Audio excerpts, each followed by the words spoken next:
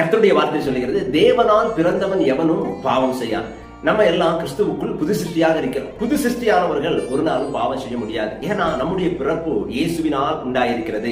நமக்குள்ள இருக்கிற மனுஷன் இப்பொழுது பழைய மனிதன் அல்ல, இயேசு நமக்குள்ள இருக்கிறார், பரிசுத்த ஆவியானவர் நமக்குள்ள இருக்கிறார். அதான் கர்த்தருடைய வார்த்தை சொல்கிறது, நீங்கள் தேவனுடைய ஆலயமாய் இருக்கிறீர்கள், உங்களில் தேவனுடைய ஆவியானவர் வாசம் பண்ணுகிறார். உங்களுக்குள்ள தேவனுடைய ஆவியானவர் வாசம் பண்ணுகிறார், எனக்குள்ள தேவனுடைய ஆவியானவர் வாசம் பண்ணுகிறார். எனக்கு பிரியமானவர்களே, தேவனுடைய பிள்ளைகள் யாரும் பாவம் செய்ய முடியாது. பாவம் செய்கிறவர்கள் யாரும் தேவனுடைய பிள்ளைகளும் கிடையாது. இன்றைக்கு ஒரு காரியத்தை நீங்க புரிஞ்சு கொள்ளுங்க. நான் யாரு? நான் கிறிஸ்துவுக்குள்ள யாரா இருக்கிறேன்?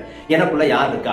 நிறைய பேர் என்ன நினைக்கிறாங்க அப்படின்னா, சபையில தான் இயேசு இருக்கிறாரு, சபையில தான் கடவுள் இருக்கிறாரு, வெளியில எல்லாம் கடவுள் இல்ல, எனக்குள்ள எல்லாம் கடவுள் இல்ல அப்படின்னு சொல்லி நினைக்கிறாங்க. அப்படி இல்ல எனக்கு பிரியமானவர்களே, கடவுள் உங்களுக்குள்ள வந்துட்டார். நீங்க தேவனுடைய ஆலயமா இருக்கிறீர்கள். அப்ப உங்களுக்குள்ள கடவுள் வரும்போது நம்ம எப்படி பாவம் செய்ய முடியும்?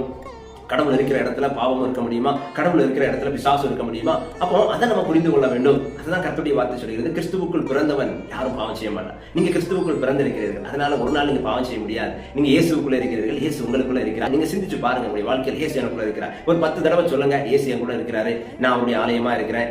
இதே நீங்க சிந்திக்கும் போது, இதே நீங்க பேசும்போது, இதே நீங்க யோசிக்கும் பொழுது உங்களுடைய வாழ்க்கையில பாவமே செய்ய முடியாது. ஏன்னா எங்க போனாலும் இயேசு உங்க கூடத்துல இருக்கிறார். நீங்க நடக்கும்போது இயேசு உங்க கூடத்துல நடக்கிறார். உங்களுடைய கால்கள் இயேசுடைய கால்களா இருக்கிறது, உங்களுடைய கண்கள் இயேசுடைய கண்களாக இருக்கிறது, உங்களுடைய கைகள் இயேசுடைய கைகளாக இருக்கிறது. இப்படி இருக்கும் பொழுது எப்படி பாவம் செய்ய முடியும்? எனக்குள்ள இயேசு இருக்கிறார், கிறிஸ்து உங்களுக்குள்ள இருக்கிறாரு. அதனால கிறிஸ்துவுக்குள் பிறந்த எவனும் பாவம் செய்யவே முடியாது. இந்த வார்த்தையின் மூலமாக கர்த்தர் உங்களை ஆசீர்வதித்து உங்களை பலப்படுத்துவாராக.